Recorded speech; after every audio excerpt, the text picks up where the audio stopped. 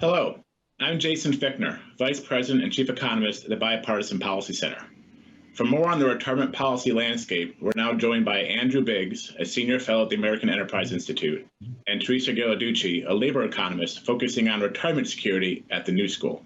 Thank you both for joining us. Good to be here. So I want to get started right away because we have limited time.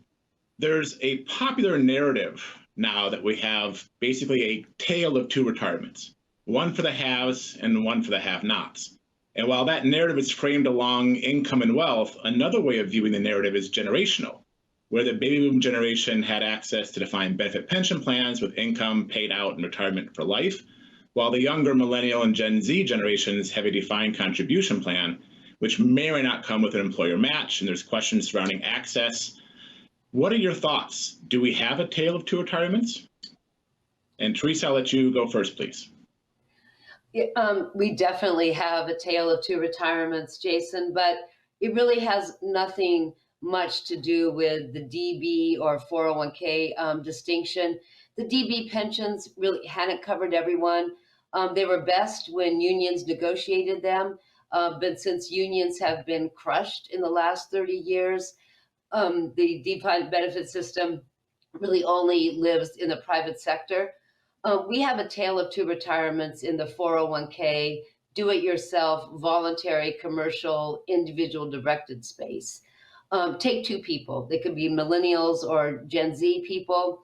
One will have jobs like Andrew and me, and others will have jobs like my cousin who went into construction at 18, or my other cousin who went into personal training after college at about 25.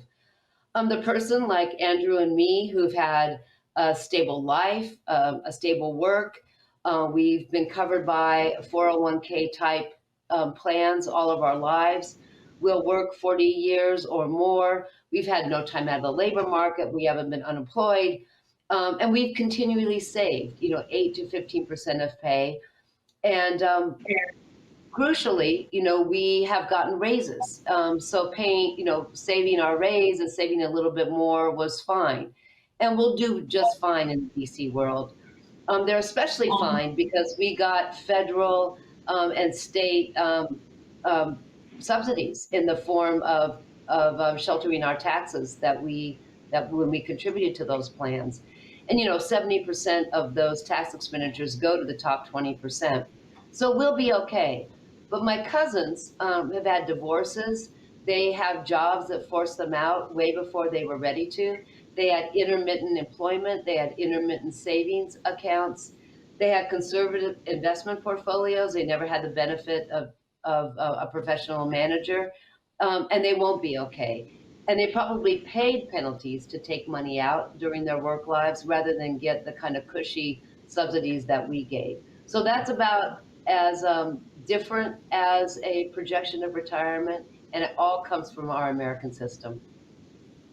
And I have some follow-up. I want to hear your thoughts first, and I'll ask some follow-up questions for you both. Sure. Well, I thought Teresa laid out a lot of interesting and useful stuff. I think in a sense we have a kind of a tale of three cities. I don't want to complicate it, but the first one would be the traditional defined benefit system, and that worked well for some people. First, you had to have a defined benefit plan, and most people never did. And you also need to stay with the same employer for your whole career. If you did that, it was great. Then we shifted into the early 401k plans, and those had advantages in the sense you could take them from job to job if you were switching jobs. They were also much more common. Employers are much more willing to offer a 401k than they were a traditional pension, but they had downsides. The fees were too high. A lot of people failed to sign up for the plans. The investments were often confusing. And there weren't really very many options for converting that lump sum of money into income in retirement. Today, I think we're shifting into sort of our third retirement city, where the defined contribution plans, the 401ks, are adopting some of the things that made traditional pensions work. Going towards automatic enrollments. We don't have to choose whether to participate. We simply sign people up. That's a step in the right direction. Shifting from sort of a do-it-yourself investment portfolio to what's called target date or life cycle funds, where you're automatically shifted from stocks to bonds as you get older. That's been very, very helpful for people. Fees on these funds have dropped considerably as you more competition as we shifted out of active investments. The next step, I think, is how do we convert those lump sums? And people really do have quite a bit of retirement savings today. How do we convert that into an income that'll last you for life, similar to what pensions had? So I think the progression of retirement savings in the U.S. has been kind of messy because everything in the U.S. is messy. But I think ultimately we're going in the right direction. Retirement savings are up, participation in these plans is up, retirement incomes are up. So I think we are going in the right direction. So Teresa, let me follow up with a question on this, because what Andrew lays out seems to make historical sense when you look at the landscape of what's been happening historically and where we are today and how we're moving forward with the retirement landscape with defined contribution plans, adopting these DB-like systems. You pointed out sort of the loss of union wages and union power, but I don't think the DB system's coming back. And you mentioned your cousin who has different jobs and moves around. As Andrew mentioned, the DB system was designed for one job, and you basically got incremental benefits the longer you stayed, which doesn't help those who have intermittent jobs or move around. With the DC plan now, we're trying to make that wealth accumulate and then maybe have some sort of payout structure, but you have to then have wealth at retirement in order to have a good payout. So if we're going to that DC world that has some DB payouts, how do we help those who have the intermittent jobs or the gig workers? What can we do to help them if that's the world we're going into? Right. Yeah, let's not debate DB versus DC.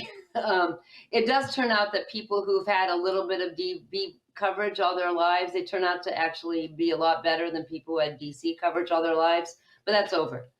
What can we do now forward to help people like my cousin? Well, it might be a little too late for my cousin, but we need to make sure that people start accumulating retirement savings from the very beginning. Voluntary incentives haven't worked. With voluntary plans, you get half of the people in a plan, and that really kind of is stuck. And you can see that over almost every national system. International comparisons show the rule of thumb is if you have voluntary contribution, you're going to have half of the workforce.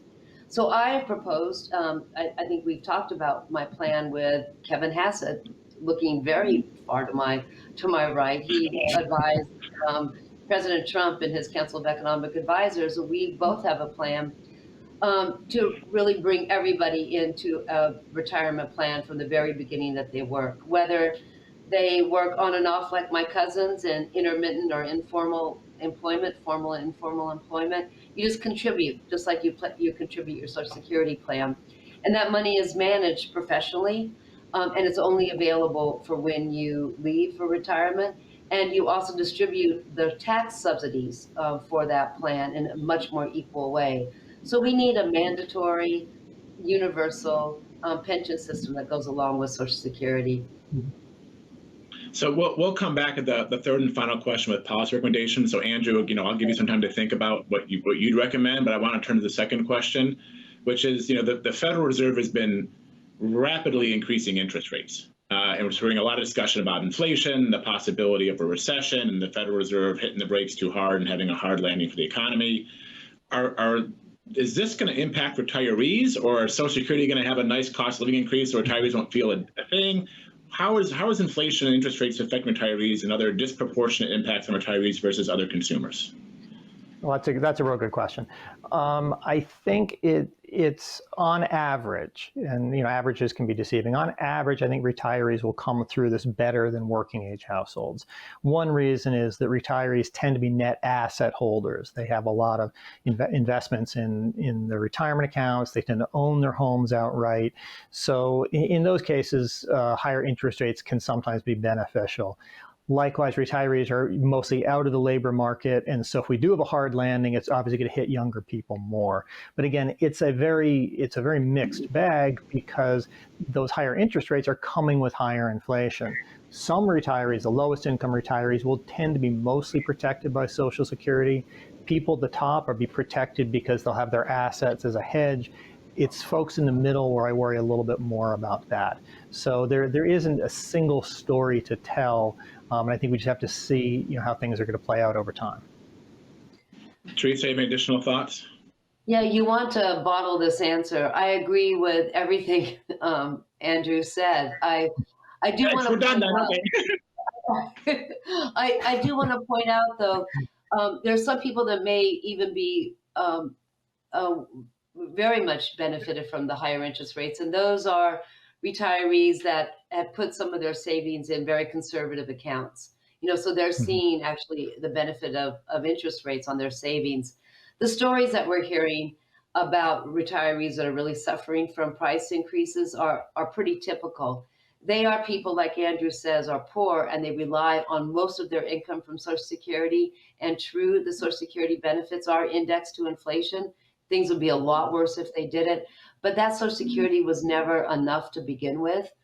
And so and if they rent and they don't own their houses, their rent is going up. So we saw last month, Jason and Andrew, I'm sure you were shocked by it, that the poverty among elders in this country has gone up. And some of that is just their income has not gone up, but it's probably underreported how much fragility they're facing because their other costs have gone up and not really in line with Social Security. This is a good, segue sort of our last suite of questions because, for all the partisanship and rancor we're seeing in Congress right now and across America, the one area where there's a lot of bipartisan agreement is on retirement security and trying to help people save for retirement and secure a better financial security in retirement. And Congress, passed Secure Act, we call it now 1.0, and they're currently considering a suite of bipartisan bills aimed at addressing and improving retirement security, which we're often now referring to as 2.0 version of the Secure Act. And does what's being considered in Congress now do enough to help retirement and people in retirement? Is it not going far enough? Are there things we're missing? So Teresa, I'll ask you, and then Andrew, I'll ask you to sort of close out with what you think we should be doing. Teresa? Yeah. I wish I could say that they're going to, that these proposals will solve a significant amount of the problem, but it just won't. And I think a lot of the worst ideas in the bill have gotten preserved and some of the best ones got thrown out. Let me just say the clearinghouse for people to find their lost accounts is a good idea. The Pension Rights Center is one of that. It's still there, but it's not going to move any, the needle on average at all. It'll help one or two people, a handful of people.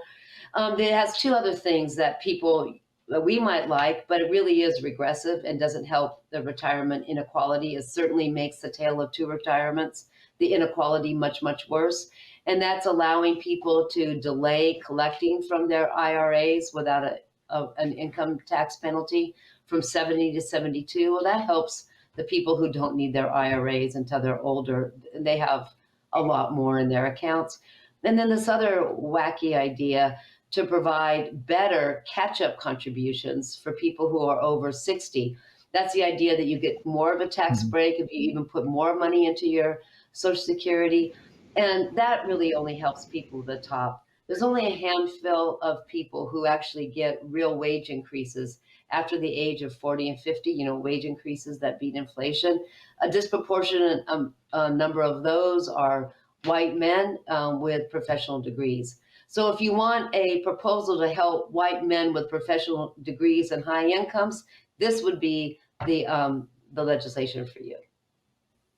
And Andrew, in the final minute and a half we have, do you think Secure Act 2.0 is, Teresa's point, there's some good and some bad, so it's another case of the good, the bad, and the ugly?